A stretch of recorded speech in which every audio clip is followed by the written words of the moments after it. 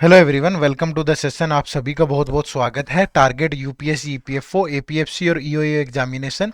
तो मैं स्वागत करूंगा आप सभी का इस हमारी खास सीरीज में जिसका नाम है अभ्यास सीरीज। और इस सीरीज के अंतर्गत हम इन एग्जाम में पूछे जाने वाले डिफरेंट डिफरेंट कंपोनेंट के मोस्ट इंपोर्टेंट एमसीक्यूज डिस्कस करते हैं। तो आज हम क्वांट नहीं, रीजनिंग के एमसीक्यूज डिस्कस करेंगे, क्योंकि क्वांट पे अभी काफी पार्ट आ चुके हैं और रीजनिंग के भी 3-4 क्वेश्चन आपको एग्जाम में देखने को मिलते हैं। तो वो कहाँ से देखने को मिल सकते हैं, वो इंपॉर्टेंट टॉपिक हमने उठाए हैं। तो वीडियो का एंड तक देखोगे, सारी चीज़ें समझ में आ जाएंगी। ये पार्ट नंबर 22 है। इससे पहले के सारे पार्ट इसी नाम से आपको एक प्लेलिस्ट मिलेगी इसी चैनल पे, जाकर के आप पहले वाले पार्ट भी देख सकते हैं।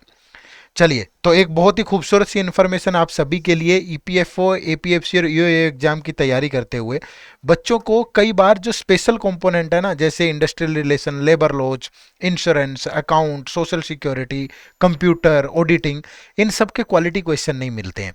और जब तक हम एग्जाम लेवल का कंटेंट प्रैक्टिस नहीं करके जाएंगे तो हमारे लिए बड़ा चैलेंज रहेगा एग्जाम में। तो वही सेम फीलिंग लेने के लिए, उसी एग्जाम लेवल पे प्रिपेयर करने के लिए आप हमारी इस गाइड बुक्स, मतलब ये हमारी एक ई बुक है स्पेशल कंपोनेंट की, इससे जुड़ सकते हैं। इसे इसे आप परचेज कर सकते हैं।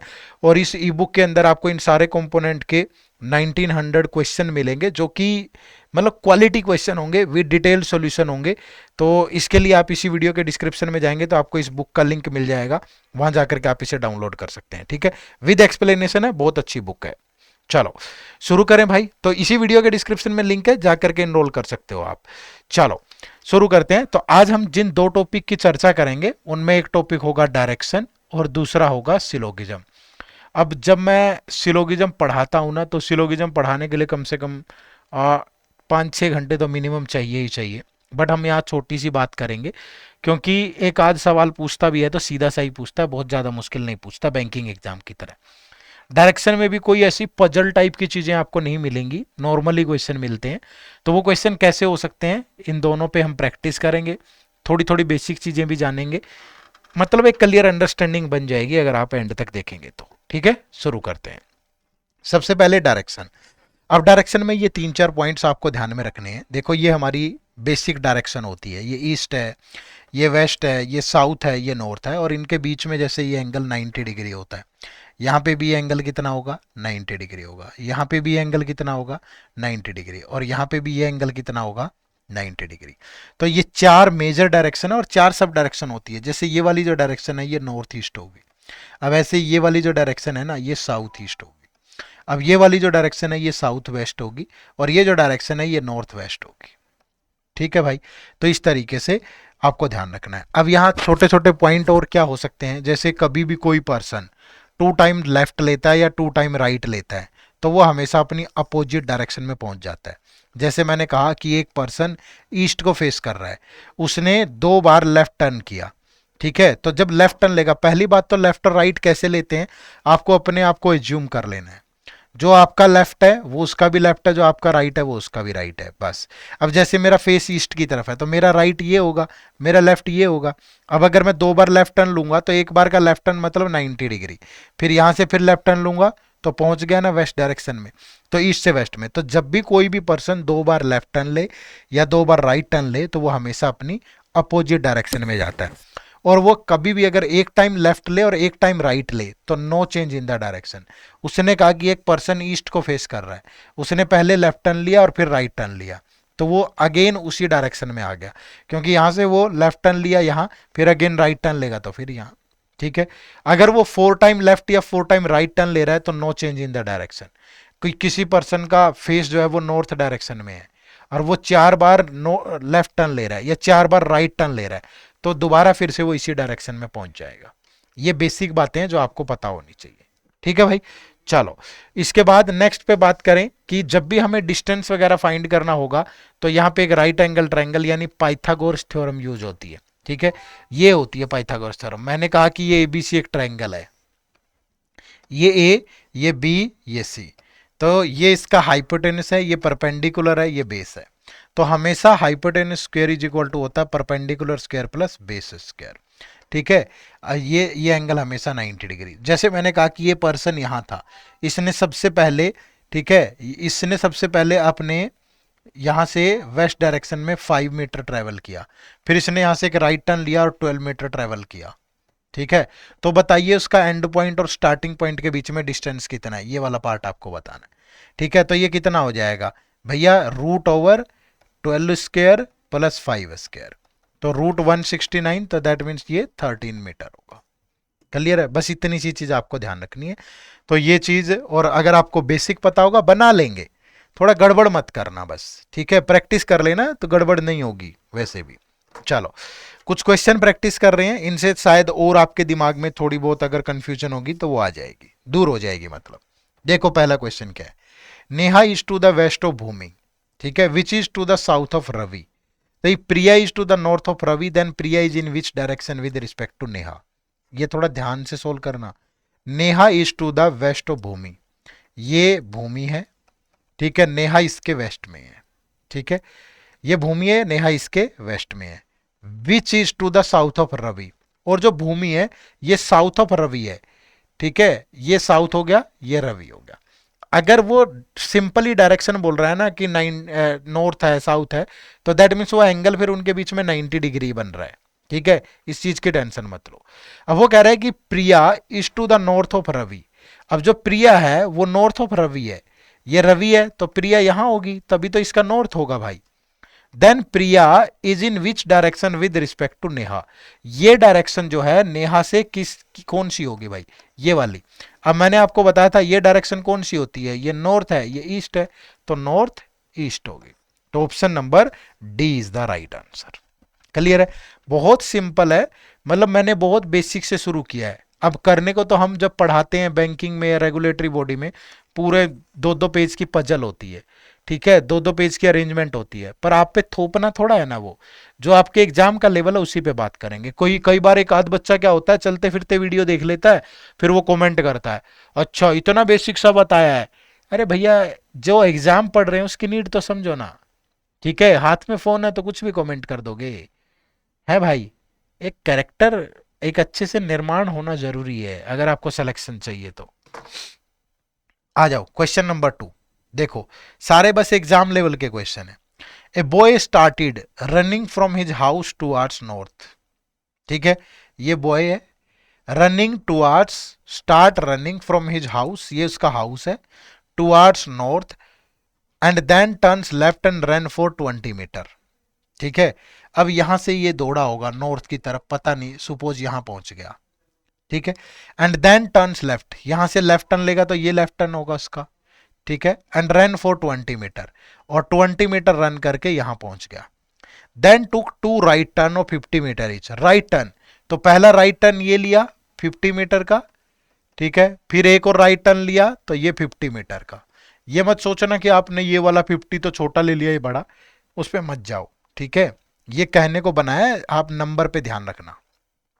ठीक है, 50 meter each. He again took a left turn and reached a park after running 40 meter. अब यहां से लेफ्ट टर्न लिया उसने, तो लेफ्ट टर्न तो ऊपर की तरफ होगा, और एक पार्क पे पहुंच जाता है। ये पार्क है जो कि 40 मीटर है यहां से। ठीक है, in which direction is the boy now running, तो वो किस डायरेक्शन में रन कर रहा है, तो भैया ऊपर की तरफ रन कर रहा है, मतलब ये वाली डायरेक्शन कौन सी होती है, नॉर्थ। तो right answer is option number A. Clear है, आराम से बना सकते हो, थोड़ा पेशेंस से करना बस। चलो नेक्स्ट, थोड़ा थोड़ा लेवल बढ़ा लेंगे बीच में। क्वेश्चन नंबर 3 देखिए क्या है। ठीक है, क्वेश्चन नंबर 3 में क्या बोल रहा है कि after walking 10 kilometer a person turns to his left, ठीक है, and walks 5 kilometer. Again he turns to his left and walk 10 kilometer. Again he turns to his left and walk 20 kilometer, and finally he turns to his right and walk 20 meter. ठीक है, तो if now he is facing east then in which direction did he start to walk. ठीक है भाई, अब देखो इस तरह के सवाल, पहली बात तो आप नॉर्मली भी सोच के बना सकते हो, लेफ्ट राइट ये वो सब टर्न लेकर के, कि after walking 10 kilometer person turns to his left, तो पहला टर्न लिया कितना, क्या, left, and walk 5 kilometer. Again he turns to his left, फिर कौन सा टर्न लिया, left, and walk 10 kilometer. Again he turns to his left, फिर कौन सा टर्न लिया, left, walk 20 kilometer, and finally he turns to his right. ठीक है, and walk 20 meter. If now he is facing east then in which direction did he start to walk. ठीक है, final direction दी हुई है हमें कि वो अब फाइनली ईस्ट डायरेक्शन में पहुंच गया है। ठीक है, फाइनली किस डायरेक्शन में पहुंच गया है, ईस्ट डायरेक्शन में पहुंच गया है। तो डिड ही, उसने किस डायरेक्शन में वॉक करना स्टार्ट किया था। ठीक है, अब देखो यहां पे हमेशा आफ्टर वॉकिंग 10 किलोमीटर, अगर आप उससे बनाना चाहते हैं नॉर्मली कि मैंने कहा कि ये है भाई, एक लड़का सपोज ये ईस्ट की तरफ ही वॉक कर रहा है एग्जाम्पल के तौर पे। ठीक है, तो after walking 10 kilometer turns to his left, अगर लेफ्ट लेगा तो ये होगा। ठीक है, लेफ्ट लेके 5 किलोमीटर वॉक किया, again he turns to his left and walk 10 kilometer, फिर अगेन लेफ्ट टर्न लिया, यहां पहुंच गया 10 किलोमीटर वॉक करके। Again turns to his left and walk 20 kilometer, यहां से लेफ्ट टर्न लेगा तो ये यहां से 20 किलोमीटर, तो ये 5 और ये आगे 15, तो 20 किलोमीटर के बाद यहां पहुंच गया। ठीक है, and finally he turns to his right, अब यहां से जब वो राइट टर्न लेगा तो ये टर्न लेगा। ठीक है, और अगर उसने ये टर्न लिया तो then in which direction he did he start to walk, अब ये टर्न लिया उसने, if now he is facing इस डायरेक्शन, अब वो इस डायरेक्शन में है, अब वो इस डायरेक्शन में है, वेस्ट में। ठीक है, अब वो कह रहा है कि ये ईस्ट डायरेक्शन है, तो आपको भी कुछ नहीं करना, ये देखो ये ईस्ट है, ये वेस्ट है, ये नॉर्थ है, ये साउथ है, आप इसको ईस्ट मान लो। भैया उसने यही तो बोला कि ही इज फेसिंग ईस्ट नाउ, हमारे अकॉर्डिंग वो वेस्ट है, तो आप इसको ईस्ट एज्यूम कर लो। अगर आपने इसको ईस्ट एज्यूम कर लिया, ठीक है, तो ये ईस्ट है, जर्नली कह रहा हूं मैं। ठीक है, ये ईस्ट है, तो सारा का सारा वेस्ट से ईस्ट कितना, देखो ईस्ट से यहां पहुंच गए 180 डिग्री पे, तो ये नॉर्थ हो जाएगा, ये वेस्ट हो जाएगा, ये साउथ हो जाएगा, और उसने चलना इधर की तरफ शुरू किया था, तो कितना वेस्ट, तो मतलब उसने किस डायरेक्शन में चलना शुरू किया था, वेस्ट में, तभी वो ईस्ट में होगा। अभी समझ पा रहे हो, या आप यहां से सिंपली देख रहे हो कि अपोजिट वाला तो कट जाएगा, जब वो एक लेफ्ट एक राइट लेता है तो सेम डायरेक्शन में होता है, तो मतलब उसने सिर्फ 2 लेफ्ट टर्न लिए, और जब भी वो 2 लेफ्ट टर्न लेता है तो हमेशा किस डायरेक्शन में होता है, अपोजिट। तो अगर वो फाइनली ईस्ट में है तो उसने किस में वॉक करना शुरू किया था, वेस्ट में, बात खत्म। समझ पा रहे हो ना, तो ये चीज ध्यान रखनी है, मतलब इतना सब भी करने की जरूरत नहीं थी, आपने सिंपली देखा लेफ्ट टर्न लिया, लेफ्ट लिया, लेफ्ट लिया, राइट लिया, एक लेफ्ट एक राइट कैंसल, 2 लेफ्ट लेके आदमी हमेशा अपोजिट डायरेक्शन में होता है, तो अगर वो स्टार्टिंग में उस फाइनली ईस्ट में है तो उसने वेस्ट में चलना शुरू किया था, खत्म। ठीक है, चलो next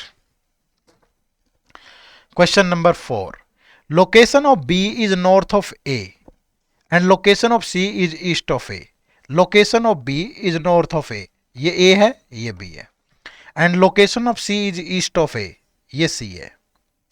the distance A B and A B and A C are 5 and 12 kilometre, the shortest distance between the location B and सी, ये बताना है आपको, सबको पता है √5 स्क्वायर प्लस 12 स्क्वायर, यानी कि √169 का मतलब 13 मीटर, तो right answer is option number B.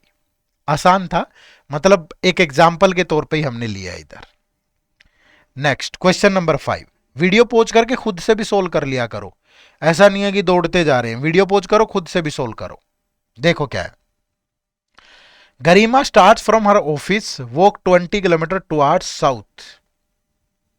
ठीक है, Garima start from her office, ये ऑफिस है, यहां से स्टार्ट किया, वॉक 20 किलोमीटर टुवर्ड्स साउथ, यहां से साउथ की तरफ 20 किलोमीटर गई। ठीक है, and walk 8 kilometre after taking right, यहां से राइट टर्न लेगी तो ये उसका राइट होगा, और 8 किलोमीटर चली, again takes a right and walk 4 kilometer, अगेन एक राइट टर्न लिया और 4 किलोमीटर वॉक किया, and then finally takes a left turn and walk 32, यहां से एक लेफ्ट टर्न लिया, ये इधर से यही होगा, और 32 किलोमीटर वॉक किया। If she move 15 kilometer towards south, what is the direction of starting point with respect to the final point. ठीक है, if she moves 15 kilometer toward south, यहां से 15 किलोमीटर मूव कर जाए साउथ की तरफ। अब ये देखो एक चीज, ये पूरा डिस्टेंस 20 था, ये 8, ये 4 ही गई थी वापस, तो यहां अगर इसको मैं आगे बढ़ा दूं तो यहां तक ये 11 किलोमीटर और आ चुकी है इस पॉइंट से, ठीक है, साउथ की तरफ। तो पूछा क्या जा रहा है कि what is the direction of starting point, ये स्टार्टिंग पॉइंट था with respect to the final point, और ये फाइनल पॉइंट है। तो ये डायरेक्शन कौन सी होती है, ये वाली डायरेक्शन, ये नॉर्थ ये ईस्ट, तो north east. Right answer is option number B. Simple समझो और आराम से आंसर करो, ज्यादा मुश्किल नहीं है, बट कंफ्यूज करेंगे, बेसिक ही सवाल आते हैं। नेक्स्ट क्वेश्चन नंबर 6, खुद से ट्राई कर लो, वीडियो पॉज करके खुद से ट्राई कर लो। Kapoor started driving from his house to the hospital, initially facing north, he walk 6 metre to the left.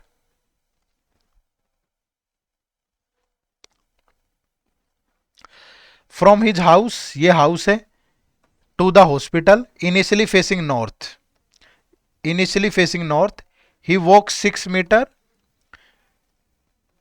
To the left. ठीक है, अगर वो इनिशियली यहां फेस कर रहा है, ऐसे फेस है उसका, ये है, ये उसका फेस है, इधर ये हाउस है, initially facing north, he walk 6 metre to the left, तो यहां से 6 metre left, 6 metre, then again turns left, again turns left, after covering 5 metre distance, 5 metre, he turns right, यहां से फिर क्या, right turn, after walking 3 metre, he reached hospital. तो what is the shortest distance between his house and hospital, यहां से लेके यहां तक का डिस्टेंस बताना आपको। ठीक है, अब सिंपली एक बात सोचो, ये डिस्टेंस आपको बताना है। ठीक है, इसको आगे बढ़ा देते हैं इस तरीके से, और ये ऐसे। अब ये 6 मीटर है तो ये भी 6 मीटर होगा, और अगर ये 5 मीटर है तो ये भी 5 मीटर होगा। ठीक है, ये 5 मीटर होगा, ये 6 होगा। अब मुझे ये हाउस और ये हॉस्पिटल, ये डिस्टेंस बताना है। तो ये बन गई ना एक राइट एंगल ट्रायंगल, तो यानी कि ये डिस्टेंस क्या होगा, रूट ओवर ये 3 + 6 9 का स्क्वायर प्लस ये 5 का स्क्वायर, तो ये कितना हो गया, 9 का स्क्वायर 81 और ये 25, तो √106 मीटर। तो option number B is the right answer. Clear है भाई, चलो नेक्स्ट क्वेश्चन नंबर 7, ये भी इजी है, अगेन आराम से कर सकते हो। A person walks 12 kilometer due north, then 15 kilometer due east. A person walk 12 kilometer north, then 15 kilometer due east, after that 19 kilometer due west, इधर से अब 19 किलोमीटर वेस्ट की तरफ जाएगा, तो यहां तक आएगा ऐसे, और ये 4 किलोमीटर ही होगी क्योंकि 15 ये और 4 ये। देन 15 किलोमीटर ड्यू साउथ, फिर यहां से साउथ की तरफ 15 किलोमीटर, यहां पहुंच गया। तो how far is he from the starting point, तो वो अपने स्टार्टिंग पॉइंट से कितनी दूर है। स्टार्टिंग पॉइंट कहां था, ये था। अब ये देखना है हमें, ये डिस्टेंस कितना है। अब इसके लिए यहां से एक परपेंडिकुलर डाल दिया हमने। अब अगर ये 12 है तो ये भी 12 होगा, अगर ये 12 है ये भी 12 है, तो ये टोटल यहां से यहां तक 15 है, तो ये बचा सिर्फ ये वाला पार्ट बचा 3 किलोमीटर, और ये अगर 4 है तो ये भी 4 होगा, तो ये 3 ये 4, तो ये कितना होगा, √3 स्क्वायर प्लस 4 स्क्वायर, यानी कि √25 यानी कि 5 किलोमीटर। तो वो कितनी दूर है, 5 किलोमीटर। तो option number A is the right answer. ठीक है, चलो next question number 8, Rahul noticed that at 6 p.m. our end points to north. In which direction the minute hand will point at 12 a.m. ठीक है, बढ़िया question है। अब देखो, घड़ी है, ये एक घड़ी है, ठीक है, इस तरीके से ये घड़ी होगी,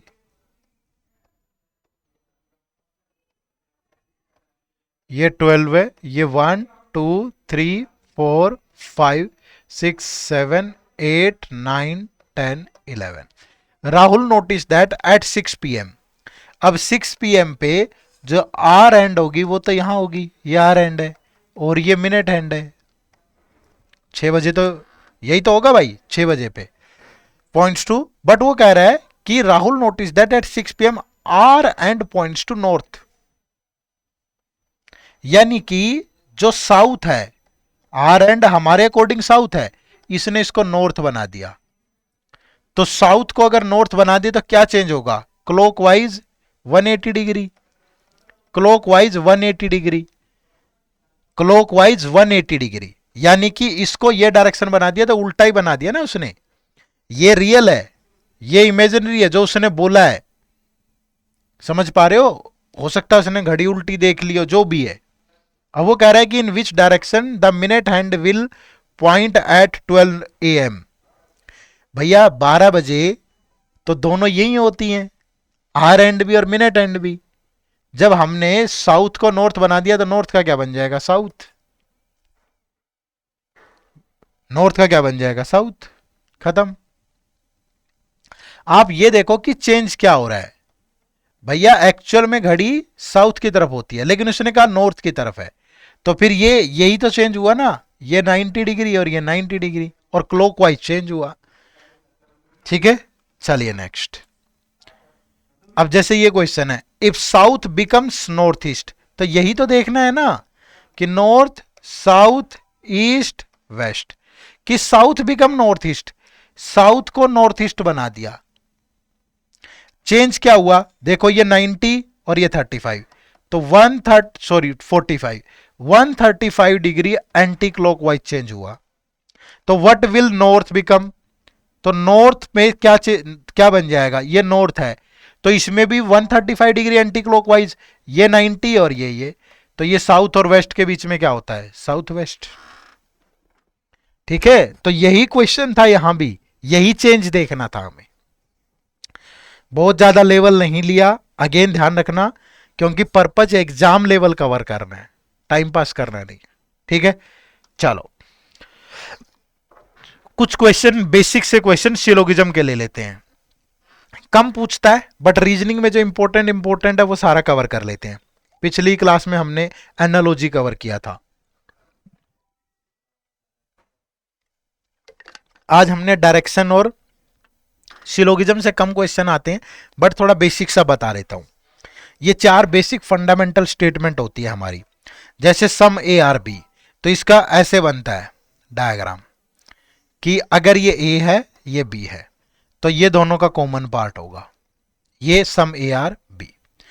यानी कुछ स्टेटमेंट दी होती है, ध्यान रखना क्वेश्चन कैसे पूछेगा, कुछ स्टेटमेंट देगा, स्टेटमेंट के बेस पे आप डायग्राम बनाओगे, फिर कुछ कंक्लूजन दिए होंगे, ये चेक करना है कि इस डायग्राम के बेस पे कौन सा कंक्लूजन फॉलो करेगा। ये स्टैंडर्ड होता है क्वेश्चन पूछने का, आगे आएंगे भी, बट ये डायग्राम कैसे बनते हैं ये समझ लो। तो सम ए आर बी का डायग्राम ऐसे बनेगा, ऑल ए आर बी का डायग्राम कैसे बनेगा, ये कि ये जो ए है ये सारा बी का पार्ट है, all A are B. Some A are not B, अब कुछ लोग इसका पार्ट पता नहीं कैसे बना देते हैं, इसका सही डायग्राम जो बनता है वो ये है कि ये ए और ये बी, ये ए है ये बी है, तो ए का कुछ पार्ट, ये पार्ट बी नहीं है।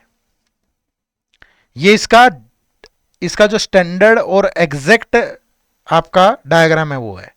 नो ए आर बी, इसको भी कुछ बच्चे ऐसे बना देंगे कि ये ए है ये बी है, कि नो ए आर बी, ये नहीं है, इनके बीच में रिलेशन नहीं है अभी तक। जब ये लगा दोगे ना साइन, तब रिलेशन बनेगा कि नो ए आर बी, कोई भी ए बी नहीं है। ये 4 बेसिक ही डायग्राम होते हैं, अगर आपको ये मालूम होंगे ना, आपका स्टैंडर्ड ऐसा ही होगा पेपर का। नॉर्मली ज्यादा मुश्किल नहीं पूछता है तो आप बना सकते हो। ठीक है, अब जैसे कुछ एग्जाम्पल ले लेते हैं हमें कि एक ही स्टेटमेंट दी है सम ए आर बी।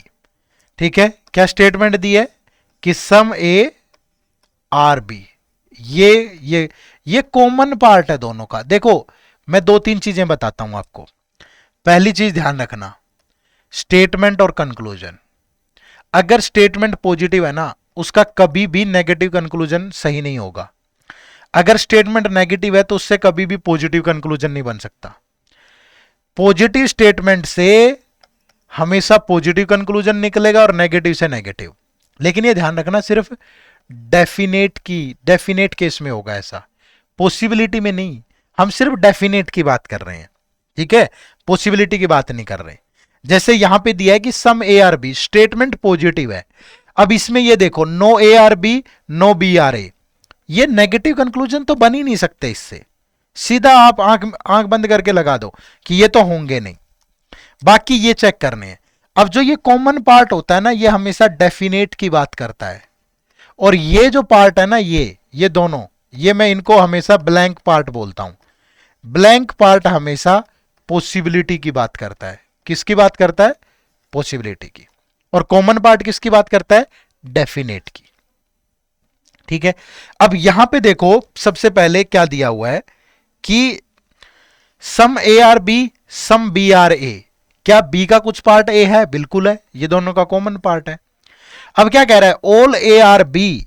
भैया ऑल ए में तो ये पार्ट भी आता है, और ये तो डेफिनेट की बात कर ही नहीं रहा, ये तो पॉसिबिलिटी की बात करता है कि ऑल ए इज बी। ये पॉसिबिलिटी तो हो सकता है बट डेफिनेट नहीं हो सकता। समझ पा रहे हो? ऑल बी आर ए, अब फिर ऑल बी में तो ये पार्ट भी आएगा ना, और ये पार्ट तो किसकी बात करेगा? पॉसिबिलिटी की। और क्या यहां कोई पॉसिबिलिटी की बात हो रही है? नहीं हो रही, तो फिर ये कैसे सही हो सकता है? समझ पा रहे हो? तो इसलिए यहां पे सिर्फ एक ही कंक्लूजन सही था। मे भी हो सकता है कि पहली बार में आपको ना समझ में आए, क्योंकि देखो इतनी लंबी चौड़ी क्लास तो है नहीं हमारे पास कि 3-4 घंटे में मैं आराम से एक करके पूरे एग्जाम्पल दे के समझा दूं। इंपॉर्टेंट एमसीक्यूज टाइप है, पर फिर भी मेरी कोशिश है कि थोड़ा बेसिक बता दूं। ठीक है, जैसे ये देखो, ऑल ए आर बी। देखो पहले ऑल ए, यानी कि ये ए है और ये बी है। ठीक है, ये कॉमन पार्ट है, ये कॉमन पार्ट है, और ये कॉमन पार्ट किसकी बात करेगा? डेफिनेट की। और ये ब्लैंक पार्ट है, ये किसकी बात करेगा? पॉसिबिलिटी की। ठीक है, पहले तो देखो ऑल ए आर बी एक पॉजिटिव स्टेटमेंट है, तो इससे नेगेटिव कंक्लूजन तो बन ही नहीं सकते। डेफिनेट, अगर यहां हो सकता है दिया होता no A are B is a possibility, तो वो चेक करते हम। लेकिन डेफिनेट में अगर कैन पॉसिबिलिटी ये वर्ड है, तो मतलब ये पॉसिबिलिटी है। डेफिनेट वाले सिंपल। ठीक है भाई, अब मैं फिर से बोल रहा हूं, माफ करना, मैं पूरा वो नहीं पढ़ा रहा हूं, मैं थोड़ा सा बेसिक सिखाने की कोशिश कर रहा हूं और कुछ एग्जांपल ले रहा हूं बस। अब देखो, some B are A, some B are A, some B are A. क्या बी का कुछ पार्ट ए है? बिल्कुल है, इसमें कोई दिक्कत ही नहीं है। लेकिन no A are B no B are A, ये नेगेटिव नहीं बनेंगे। क्लियर है? चलो नेक्स्ट क्वेश्चन नंबर 12 देखो क्या कह रहा है कि नो ए इज बी। ये है भाई, ये ए है और ये बी है, दोनों के बीच में कोई रिलेशन, मतलब रिलेशन है लेकिन नेगेटिव। इसका मतलब ये नहीं है नो ए बी का, ए इज बी का मतलब कि इनके बीच में कोई रिलेशन नहीं है। इनके बीच में रिलेशन है, लेकिन नेगेटिव रिलेशन है कि कोई भी ए बी नहीं है। अब देखो, अगर ये एक नेगेटिव स्टेटमेंट है तो इससे पॉजिटिव कंक्लूजन तो बनेंगे ही नहीं, तो ये कंक्लूजन और ये कंक्लूजन तो बन ही नहीं सकते इससे। डेफिनेट। अब देखो नो बी आर ए, तो इस बिल्कुल सही बात है भाई, जब ए कोई बी नहीं है तो बी भी ए नहीं है। सम ए आर नोट बी, सम छोड़ो, ये तो पूरा ही बी नहीं है, तो ये भी सही है। सम बी आर नोट ए, भाई बिल्कुल सही बात कर रहा है कि नहीं है। समझ पा रहे हो ना? हां, अगर यहां गड़बड़ हो जाती, अगर यहां दिया होता some A are not B is a possibility, वो गड़बड़ हो जाती। ठीक है, तो ये कभी टाइम लगा तो पूरा टॉपिक समझेंगे, आज थोड़ी बेसिक बेसिक बातें करिए, वो ध्यान रखना। एक तो ये ध्यान रखना, जो कॉमन पार्ट होता है वो डेफिनेट की बात करता है, दूसरा पार्ट पॉसिबिलिटी की। और कभी भी पॉजिटिव स्टेटमेंट से नेगेटिव कंक्लूजन नहीं बनेगा, नेगेटिव से पॉजिटिव डेफिनेट के केस में। ठीक है भाई, चलो अब कुछ और एग्जांपल ले लो।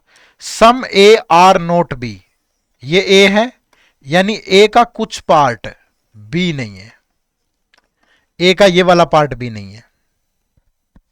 ठीक है, तो इनमें से कौन सा ट्रू है? पहली बात तो some A are not B एक नेगेटिव स्टेटमेंट है, तो पॉजिटिव तो बनेंगे ही नहीं। फिर next no A are B, भैया नो ए आर बी कैसे हो सकता है? जब उसने बोला है ना, सिर्फ इस पार्ट को बताया है उसने कि some A are not B, ये पार्ट नहीं है, इस पार्ट की तो बात ही नहीं हुई ना, फिर ए में तो सारा आएगा, तो ये तो पॉसिबिलिटी का केस बन गया। इस पार्ट की जब बात करेंगे तो इसके साथ तो वर्ड पॉसिबिलिटी लगेगा ना। ठीक है, तो नो ए आर बी गड़बड़, no B are A, again इस पार्ट की बात ही नहीं हो रही। क्लियर है, बात समझ पाए? चलो नेक्स्ट। तो यहां कोई भी सही नहीं था। अब जैसे क्वेश्चन फ्रेम कर सकता है पेपर में, वैसा एक बार एक दो क्वेश्चन कर लेते हैं। ऐसे देगा, जैसे एक स्टेटमेंट दी है, ऑल बनाना आर ग्रेप्स, ये ग्रेप्स है, ये बनाना है, ठीक है। अब पहला स्टेटमेंट क्या है, देखो ये पहला स्टेटमेंट तो पॉजिटिव है, conclusion some grapes are not banana, भैया नेगेटिव है, पॉजिटिव से नेगेटिव कभी नहीं बन सकता। ऑल ग्रेप्स आर बनाना, भैया इसकी भी बात हो रही है। अब ये कॉमन है ही नहीं, कॉमन पार्ट तो ये है ना, ये डेफिनेट की बात करेगा। अगर इस पार्ट का जिक्र होगा तो इसके साथ पॉसिबिलिटी होना चाहिए, यहां कोई पॉसिबिलिटी नहीं है, वो तो कह रहा है कि सारे ग्रेप्स बनाना है, तो ये भी नहीं होगा। सम बनाना आर ग्रेप्स, ये बिल्कुल सही है, इस पार्ट की बात हो रही है, दोनों के कॉमन पार्ट की, कि कुछ बनाना ग्रेप्स हैं, बिल्कुल है, कोई दिक्कत नहीं है। तो यानी कि यहां ओनली 3 इज ट्रू, बिल्कुल सही है, ठीक है। चलो नेक्स्ट, ये देखो, all A are B, all A are B, all A are B, all B are C, पूरा बी जो है वो सी है। अब इस पे देखो कि कौन कौन से कंक्लूजन सही होंगे। सम बी आर ए, बिल्कुल है भाई, बी का ये पार्ट ए, ये वाला पार्ट बी का ए है। सम ए आर सी, बिल्कुल, ए का ये वाला पार्ट पूरा ही सी है ये तो। सम बी आर सी, बिल्कुल, ये बी का पार्ट पूरा ही सी है। सम सी आर ए, सी का कुछ पार्ट, यस, ये वाला पार्ट सी का ही है। ऑल ए आर सी, बिल्कुल ऑल ए आर सी, सारे के सारे सही है, ठीक है। अभी तक पूछा नहीं है सिलोगिज्म का क्वेश्चन ईपीएफओ में, बट ये थोड़ा सा बेसिक हिंट दिया है मैंने। ये मत सोचना कि सर आपने ये स्टेटमेंट नहीं करवाई, वो नहीं करवाई, छोटा सा हिंट दिया गया है सिर्फ, ज्यादा डीपली नहीं घुसना है, टाइम भी नहीं है इतना। इंपॉर्टेंट टॉपिक जो मुझे लग रहा है डायरेक्शन से सवाल आ सकता है, तो वहां काफी क्वेश्चन ले लिए। सिलोगिज्म से नहीं आ सकता, मतलब आ सकता है तो बेसिक ही पूछेगा, ज्यादा मुश्किल नहीं पूछेगा, वो बता दिया, ठीक है। चलो किसी वीडियो में फिर ज्यादा डीपली भी डिस्कस कर लेंगे, एक बार पहले इंपॉर्टेंट सारा कवर हो जाए, ठीक है भाई। चलो, अगर दिक्कत आ रही है तो आप हमारे ईपीएफओ की तैयारी में तो इन 3 कोर्सेज से भी जुड़ सकते हो। ये मास्टर कोर्स है, स्पेशल सब्जेक्ट का कोर्स है, और ये एक टेस्ट सीरीज है, ठीक है। बढ़िया कोर्सेज हैं तीनों, इसी वीडियो के डिस्क्रिप्शन में लिंक है, जाकर के इनमें इनरोल कर लीजिए, ठीक है, आराम से। और मैं बता भी देता हूं, देखो इस वाले कोर्स में आपका पूरा आपका सारा सिलेबस होगा, जीएस का भी, स्पेशल कंपोनेंट भी, और इसमें आपकी जो दूसरी चीजें हैं वो भी आ जाएंगी, ठीक है, क्यूआरई वगैरह सब कुछ, क्वांट रीजनिंग, इंग्लिश, जीएस के सारे, auditing, insurance, labour law, accounting, सब कुछ है इसमें। वीडियोज भी है इसमें, टॉपिक वाइज टेस्ट भी है, फुल लेंथ टेस्ट भी है, सब कुछ है इसमें। सिर्फ कुछ एक सब्जेक्ट आएंगे, जैसे आईआर एंड लेबर लॉ, जैसे कंप्यूटर, जैसे ऑडिटिंग, जैसे अकाउंटेंसी, ये वाले सब्जेक्ट का कोर्स है। और ये टेस्ट सीरीज में सिर्फ क्वेश्चन होंगे। लिंक इसी वीडियो के डिस्क्रिप्शन में है, जाकर के इनरोल कर सकते हो, या प्ले स्टोर पे जाके हमारी ऐप डाउनलोड कर लो, एड्यूटैप लर्निंग सॉल्यूशन। तीसरा तरीका भी है, हमारी वेबसाइट ज्वाइन कर लो, edutap.in। क्लियर है? चलो, तो इतना ही था आज के इस सेशन में, थोड़ा बेसिक पार्ट हमने ज्यादा जाना, आगे फिर एक बार ये बेसिक बेसिक कंप्लीट हो जाए, क्योंकि 3-4 क्वेश्चन की वेटेज है रीजनिंग में, और बहुत ज्यादा पढ़ के हमें दिमाग खराब नहीं करना, हमें सारे कंपोनेंट्स को बहुत अच्छे से डील करना है। बट ऐसा भी ना हो कि रीजनिंग के किसी टॉपिक से बेसिक से सवाल आ जाए और वो भी ना हो, ठीक है, तो वो हम ऐसे यहाँ डिस्कस कर लेंगे अच्छे से। चलो bye bye, take care. Channel पे नए हो तो सब्सक्राइब जरूर कर लेना, ठीक है भाई। जय हिंद, जय भारत।